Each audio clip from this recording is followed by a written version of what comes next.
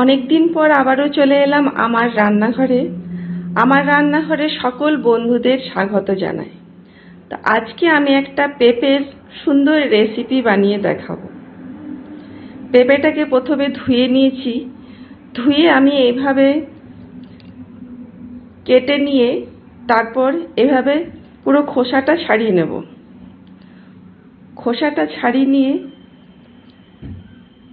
আমি সুন্দর করে গ্রেট করে নেব।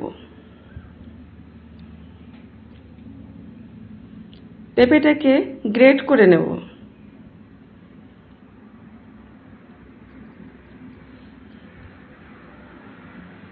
এই রেসিপিটা বন্ধুরা তোমরা বাড়িতে বানিয়ে দেখতে পারো। মানে যারা পেঁপে খেতে ভালোবাসে না তারাও কিন্তু চেটেপুটে খাবে। খুব সুন্দর একটা রেসিপি পেঁপের। পেঁপে কিন্তু শরীরের পক্ষে খুবই উপকারী।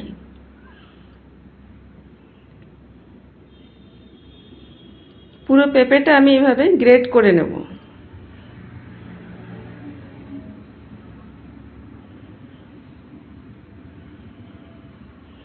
বাচ্চারা অনেক সময় পেঁপে টেপে খেতে চায় না, তাদেরকে এভাবে বানিয়ে খাওয়াবে বন্ধুরা। তারা কিন্তু বুঝতেও পারবে না যেটা পেঁপের কিছু রেসিপি বানিয়েছো। এর মধ্যে পেঁয়াজ, আদা, লঙ্কা, একটু ধনেপাতা কুচি করে তার মধ্যে আমি দিয়ে দেব।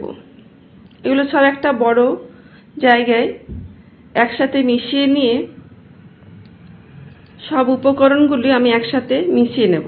পেঁপে, আদা, লঙ্কা, পেঁয়াজ এবং ধনেপাতা কুচি সবটা একসাথে মিশিয়ে নেব।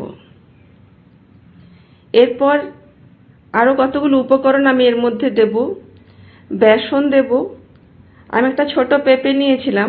বেসন দিলাম বড় চামচের 4 চামচ। একটু হলুদ,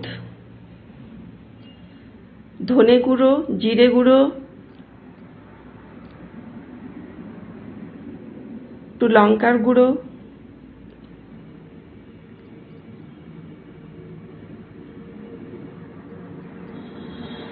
আর পরিমাণ মতো নুন।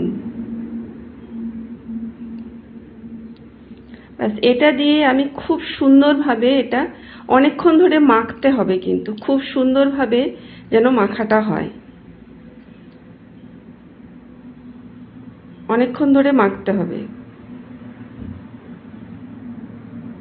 এটাতে কিন্তু আর জল দেওয়ার দরকার নেই, খুব সুন্দরভাবে মাখা হয়ে